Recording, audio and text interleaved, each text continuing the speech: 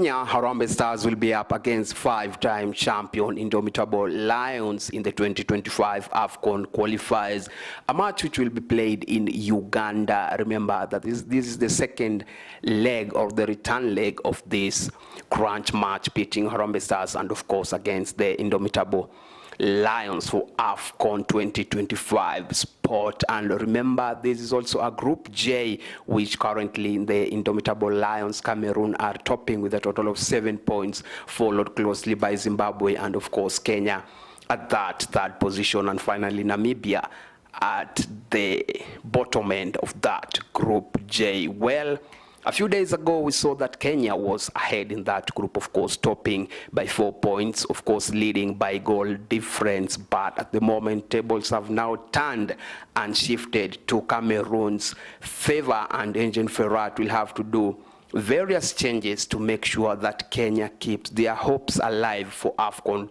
2025 showbiz. And on today's show, we are going to look at various aspects or maybe the issues and things maybe which Engine Ferrat may try to change and twist, maybe to try and return the results, of course, to Kenyans' favor. And of course, it's not going to be an easy one, as most of you witnessed in that match between Harambee Stars, of course, against Cameroonians in Yaoundé. And we are going to look at the few factors that Engine Ferrat, of course, will have to change to try and get that win. And well, before we move on, try also to view, like, subscribe, and share, and also drop a comment on the comment section down below. Let's get interactive across all social media platforms, and on Facebook, I'm at Molo Collins. Also hit that notification button so that you can be amongst the first ones to be notified when we do drop a new content. Well, let's get down to it. And the first thing that Kenya and Engine Ferrat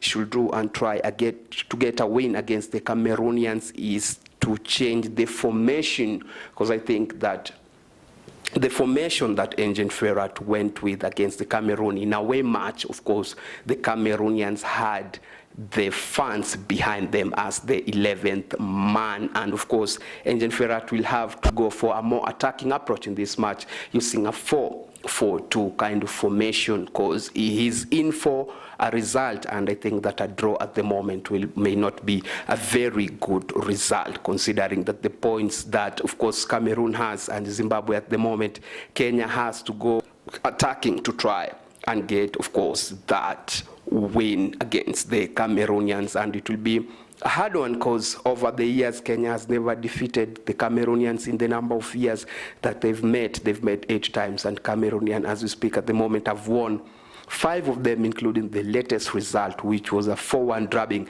against Kenya away in Cameroon. And another thing that Engine Ferrat may opt to is try and play an open kind of football. Defending at the moment for Engine Ferrat is not an option, and I think he should go all out attacking from the first to the last whistle. And my third point has to be on Matasi, a very experienced seasonal goalkeeper for Kenya. But as we see things the way they stand, he made a very, very big blunder against the Cameroonian, which gave them the second goal in that match. And of course, Basagog had Abubakar, the skipper, had gave the Cameroon a lead, and of course Mbeumo, of course, with the second one. But Olunga gave Kenya hopes by getting a second goal, which kept Kenya in the match. Well, my fourth point rather will to start Joseph Akumu at the heart of that Harambee Stars defense, because he did not take a part in that match against Harambee Stars, and our defense was rather shaky from the moment the match started. We've known that Joseph Akumu is a very good defender who plays away in France, and we've seen time and time again going head-to-head with Kylian Mbappe when he was playing for PSG. So, of course, drafting Akumu into that centre-back position will be a very good plus for Harambee Stars moving forward in this match. The other point is to use 2 strikers, and I think that Olunga up front most of the time is really isolated, and I think adding another striker to try and complement Olunga and try to give those balls to him may be a good addition also for Harambee Stars to try and get a win. And the other point is to play an attacking brand of football, because at the moment Kenya has nothing to lose, and if they may not try and push themselves harder to try and get this win, then I think we may just count ourselves out of the AFCON 2025, which will take place in next year. Well, let's go and look at what Cameroon did to win against Kenya in Cameroon, and the first point is that we gave Cameroon a lot of room to operate on. This is a very seasonal midfielder. I'm talking about Zambi Anguissa, who plays straight in Napoli. He was given too much room to operate and try to knit that Cameroon midfield and spraying those passes across the field, which gave Kenya midfielders a very tough time in that matter. Well, the other thing is that the Cameroonians' physicality, we could not match them physically, and you can see the shoving, the tossing, and the pushing in that Cameroonian side really did Kenya a number, because physically the Cameroonians are bigger compared to Kenya. So I think physically, one-on-one, I think we cannot go against the Cameroonians when it comes to physique. So I think that brain work, I think, should come and try to help this Kenyan team to play smarter football and not go for physique. Well, the other thing the Cameroonians did was play a very pacey game, and they have very strong players in the name of Mbeumo, who gave Kenyan defense a very torrid time, and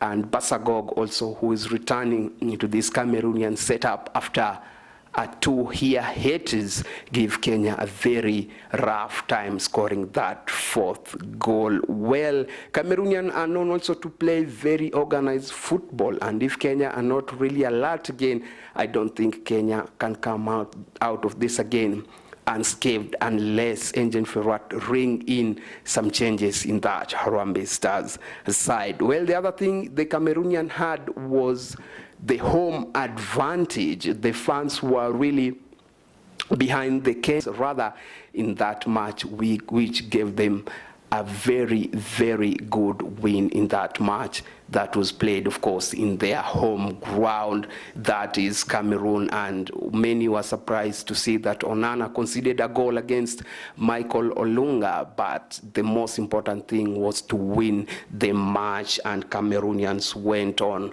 and won that match convincingly, giving them the right to hold that first spot in that Group J competition. So I think it's going to be a very, very difficult work for Kenya to try and break the ice and try to beat that Cameroonian side in the history that the two teams have managed to meet. So I think the battle, of course, is going to be in that midfield. The likes of Akumu, the likes of Odada have to pull up a lot to try and go toe-to-toe with the likes of Zambi Anguissa, a very seasonal player who plays straight, of course, with Napoli. Well, let's go and look at the flanks. I think that the likes of Rooney Onyango will have to try and work extra hard in that midfield, of course, try to cover every blade of that pitch to try and get that crucial win for Harambee Stars. Well, let's go and look at the goalkeeping department, which has been a major issue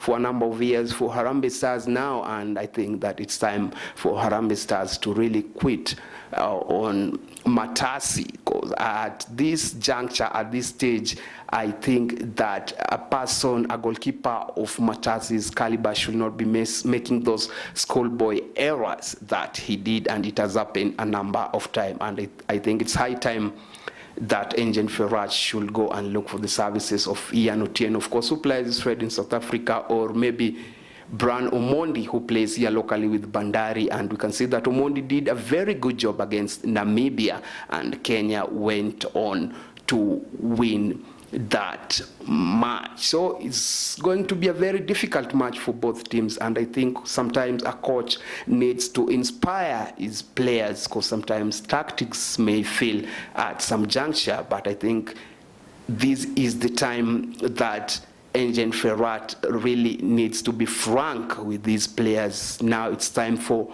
management to try and get his boys, of course, or off to the line, of course, against the Cameroonians. Well, as I did mention in my earlier show, I think that the likes of Abubakar, the likes of Mbeumo are still going to give Kenya headache if we are not really paying attention on what Cameroonians are going to do, because at the moment I think that Cameroonian already topping that group. I think that they are not going to let it go and lose this match. So it's up for the Kenyans to come to the party, play their hearts out, and try to get a win, of course, for their home team. And I think that Onana, I just have to mention this, Onana will be one who will be looked out mostly here in Uganda, because Onana is a very famous name in African country. He plays for